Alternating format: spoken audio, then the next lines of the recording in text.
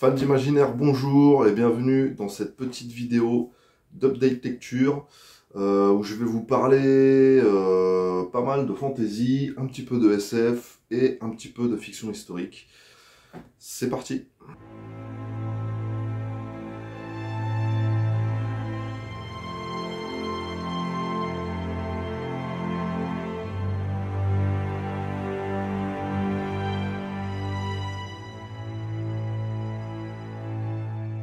Alors pour commencer, je vais vous parler d'un cycle de fiction historique qui est sorti chez Brajlon, qui est Les Aigles de l'Empire. Alors j'ai lu les deux premiers tomes pour le moment. Le premier tome qui est L'Aigle de la Légion et le deuxième tome qui est La Conquête de l'Aigle. Donc comme je l'ai dit, c'est une fiction historique, c'est écrit par Simon Scarrow, qui est un Anglais si je dis pas de bêtises. C'est une série qui va parler de l'Empire romain, ça se passe en 42 après Jésus-Christ. Premier tome commence en Germanie où on va suivre en fait on va suivre l'armée romaine qui est en train de pacifier, on va dire, la Germanie. Et on suivra principalement l'Optio Cato et le centurion Macro. Cato qui est un jeune romain qui vivait au palais. Son père était esclave, lui était esclave. Son père en fait a réussi à obtenir sa liberté. Mais lui en gros a été obligé de s'engager dans l'armée pour pouvoir obtenir sa liberté. Et il va atterrir dans ce milieu alors que lui c'est plutôt un lettré, donc il va avoir un petit peu de mal à se faire... En gros, au début, personne mise sur lui, même son centurion, tout le monde le prend un peu pour une chiffre molle, entre guillemets. Et il va réussir, en fait, à un petit peu faire son trou, et va réussir surtout à gravir les échelons, parce que,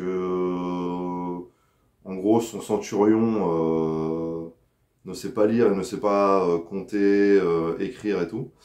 Et il va, en fait, le faire passer optio. C'était un peu les bras droits des centurions pour pouvoir l'aider, et il va le centurion va lui demander, excusez-moi j'ai du mal, à lui apprendre à lire, à compter, etc. pour pouvoir se débrouiller tout seul. Et au fur et à mesure des guerres et des combats qu'ils vont faire, il va y avoir une petite amitié qui va se créer entre les deux, parce que le centurion, lui, c'est un vétéran qui a je crois il a une quarantaine d'années, si je dis pas de conneries, alors que l'Optio Cato a dans les 19-20 ans. Donc c'est plutôt sympa. Faut savoir que c'est une longue série, je crois qu'en VO, il y a 10 romans. Pour le moment, il y en a 5 qui ont été traduits chez Brajlon. Donc voilà, c'est très sympa. En plus, on peut voir un peu comment fonctionnait l'armée. C'est plutôt bien renseigné, donc on pouvait voir comment fonctionnait l'armée romaine et tout. Plutôt sympa. Donc si vous aimez un peu l'historique, n'hésitez pas à lire Les Aigles de l'Empire chez Brajlon. Pour le deuxième roman, je vais vous parler. Alors le premier roman que j'avais chopé de cette trilogie, je l'avais pris il y a très très longtemps, et vu que le troisième tome n'arrivait pas, je l'avais mis de côté parce que j'aime pas être déçu et ne pas avoir le dernier ou les derniers tomes d'une série. C'est Martyr d'Oliver Perroux. Tout le monde se trompe, je sais pas si c'est parce que des fois c'est Olivier, des fois c'est Oliver. Donc Oliver Perroux, qui est une trilogie de fantasy. Le dernier tome, le tome 3, est sorti il y a peu de temps. C'est chez J'ai lu, format, moi j'appelle ça du moyen format, c'est entre le brochet et le livre de poche. Donc c'est une trilogie de fantasy vraiment sympathique. On va y suivre Halbrand et Irmine, qui sont deux frères assassins qui font partie, on les appelle les yeux d'or ou les yeux dorés.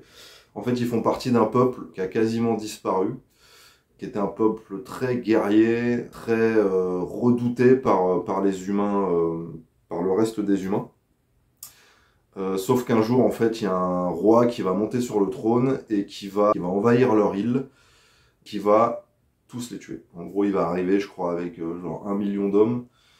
Et il va tuer, va clairement faire un génocide. Il va tuer quasiment tous les yeux dorés. Et du coup, en fait, Halbrand et Irmine vont être élevés par leurs parents dans une forêt où ils vont devoir se déplacer parce que les soldats du roi les recherchent et massacrent tous ceux qui trouvent qui faisaient partie de ce peuple. Et donc on va suivre ces deux frères. L'action se déroule principalement dans la ville principale du monde, qui est une grande ville vraiment énorme. Et en gros, presque toute l'action se passe là. Il y a un petit peu en dehors, mais c'est vraiment très minime, pour le moment en tout cas. Ils vont pas faire la rencontre, mais ils vont avoir affaire pas mal de fois à un homme qui s'appelle le Borgne. Et on a l'impression que ce Borgne a toujours un coup d'avance sur eux. Il sait des choses que eux ne savent pas, qui va se produire et tout. En fait, ils vont commencer justement à rechercher des informations sur ce Borgne. De là, ils vont commencer à en apprendre de plus en plus sur leur race, sur le monde et sur le passé. Très sympa, l'univers est vraiment bien foutu, le world building est pas mal, il y a un délire en fait avec les fantômes dans le film. En gros, il y a des fantômes qui se baladent dans cet univers et qui vont parler avec les vivants. Il y a une ville entière qui est une ville un peu fantôme pour le coup, mais vraiment, vraiment une ville fantôme parce qu'elle est vraiment habitée par des fantômes.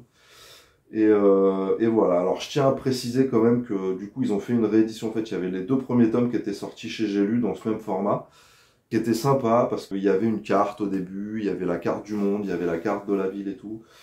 C'était pas mal. Et dans cette réédition où ils ont sorti les 3 tomes avec une nouvelle couverture et tout, il n'y a pas la map monde, il n'y a pas la world map. Et je trouve ça très dommage parce que même s'ils restent principalement dans la même ville, il y a quand même des moments où ils bougent et tout, et c'est toujours plus sympa, je trouve, dans un univers, enfin quand on lit un livre de fantasy, d'avoir la map monde. Donc petit moins aux éditions J'ai lu qui n'ont pas mis cette map. Sinon les couvertures, les nouvelles couvertures sont très sympas.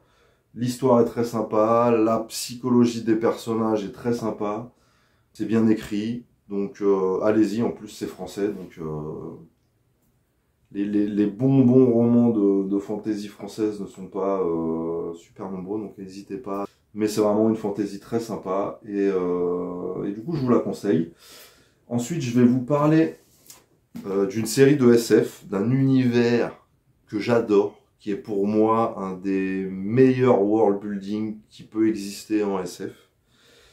Je vais vous parler de Polaris, de Philippe Tessier, le cycle Azur, publié aux éditions Léa, en format poche, le format Magic. Comment vous dire, Polaris, en gros, à la base, c'est un jeu de rôle auquel j'ai joué, auquel j'ai pas mal joué. C'est un jeu de rôle qui est monumental par son world building. Je suis un peu moins fan des règles, qui est une usine à gaz pour le coup, mais l'univers en lui-même, le world building, c'est vraiment ce qui peut se faire de mieux en univers de jeu de rôle. En gros, imaginez-vous ce pitch, il y a eu des guerres énormes sur Terre et la surface de la Terre a été tellement ravagée que l'humanité a été obligée de coloniser la mer. Et en gros, vous avez des humains qui vivent dans des énormes cités sous-marines, entourées de dômes. Il y a une pléthore de sous-marins, il y a plusieurs factions qui se font la guerre. Il y a des gens qui essayent de survivre dans des toutes petites stations délabrées, alors qu'il y a des énormes villes magnifiques dans une espèce de bulle. C'est vraiment un univers excellent. Et donc du coup, il y a eu plusieurs cycles qui sont sortis dans cet univers. L'auteur du jeu de rôle, Philippe Tessier, a écrit plusieurs romans. Il va m'en rester 2 à lire. J'ai lu la plupart. Et celui-là, en gros, vous allez suivre... alors, je l'ai lu entièrement. Vous pouvez le trouver... c'est l'intégrale, là, en poche. Hein.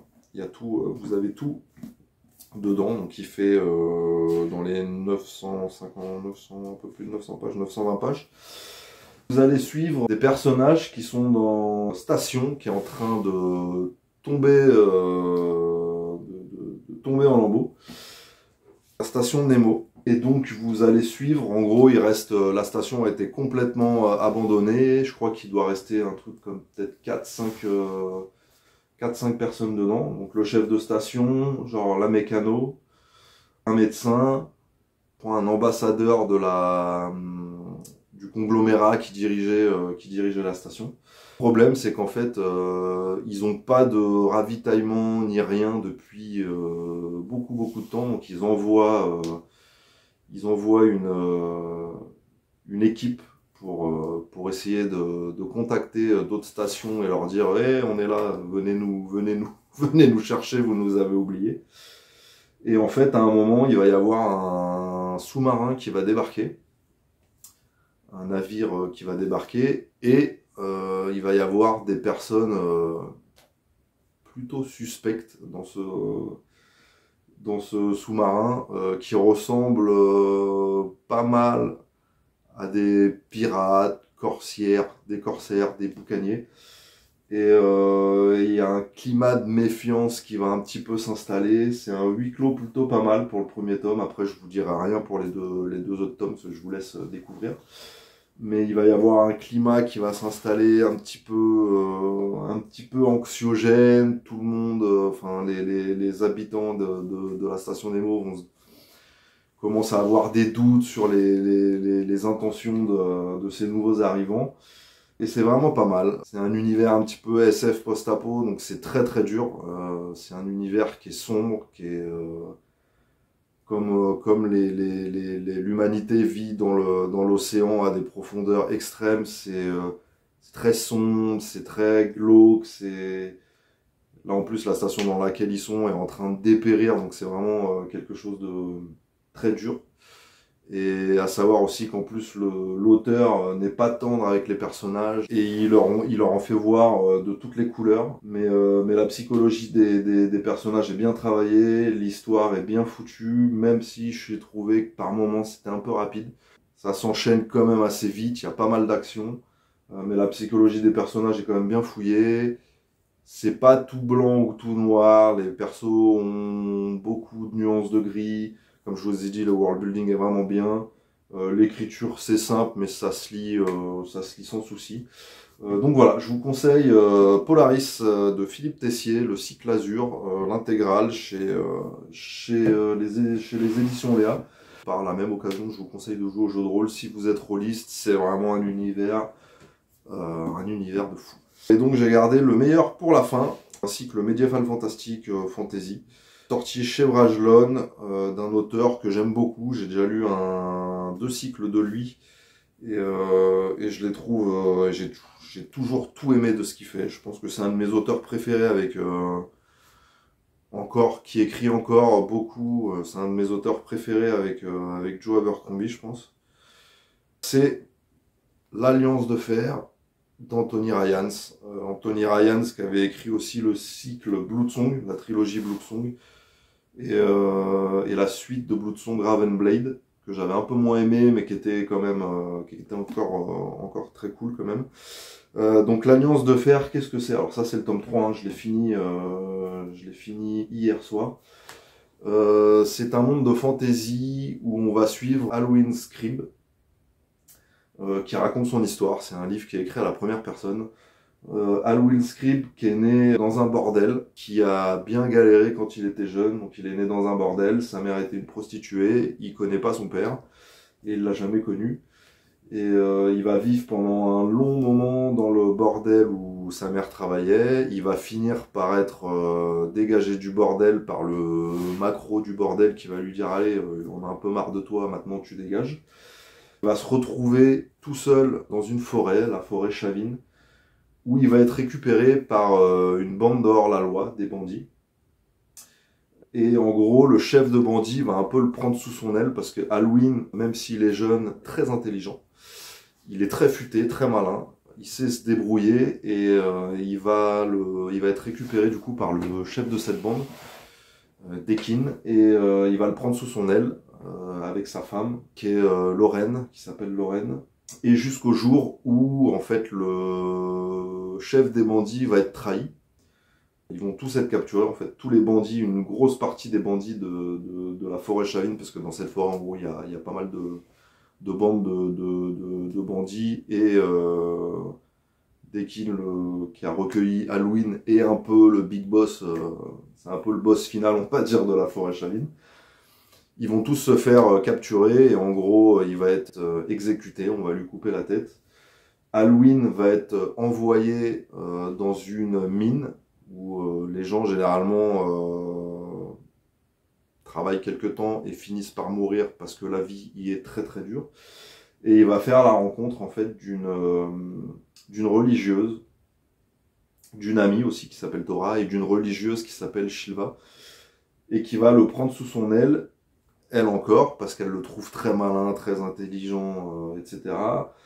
Elle va lui apprendre à lire, elle va lui apprendre à écrire, elle va lui enseigner la religion, qui est la religion de l'Alliance dans cet univers-là. Donc il faut savoir que dans cet univers-là, si vous aimez pas tout ce qui est religion et tout, passez votre chemin.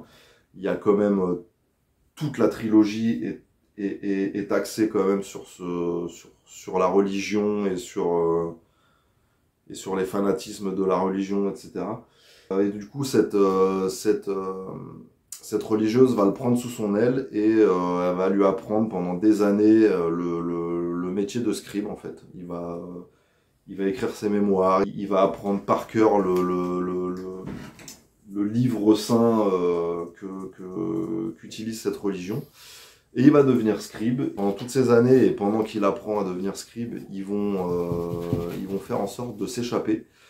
Parce qu'en gros, dans cette mine, il y a toute une congrégation qui s'articule autour de cette religieuse.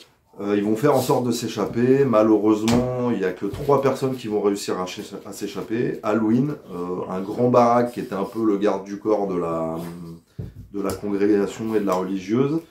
Et Tora, son amie, une amie qui va se faire là-bas.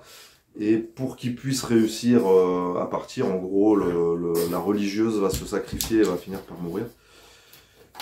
Et ils vont partir à la découverte un petit peu du monde comme ça, et au bout d'un moment, en fait, ils vont découvrir Evadine Courlin, qu'Alwyn va beaucoup apprécier, qui est elle aussi très portée vers la religion, et qui dit en fait qu'il va y avoir, que le 2e fléau va avoir lieu, et qu'il faut sauver ce monde, et que elle a été envoyée là pour ça, car elle entend des voix. Les voix des séraphiles qui sont dans ce jeu, plus ou moins les anges, et qu'il faut bloquer les malécites, qui sont plus ou moins les diables de cet univers. Donc voilà, je vous en dirai pas plus, mais c'est vraiment excellent. On suit Alwyn de ses premiers pas dans ce bordel jusqu'à la forêt Chavine, puis ensuite, quand il va commencer un peu à découvrir le monde avec Tora, et je sais plus le nom de l'autre personnage qui arrive.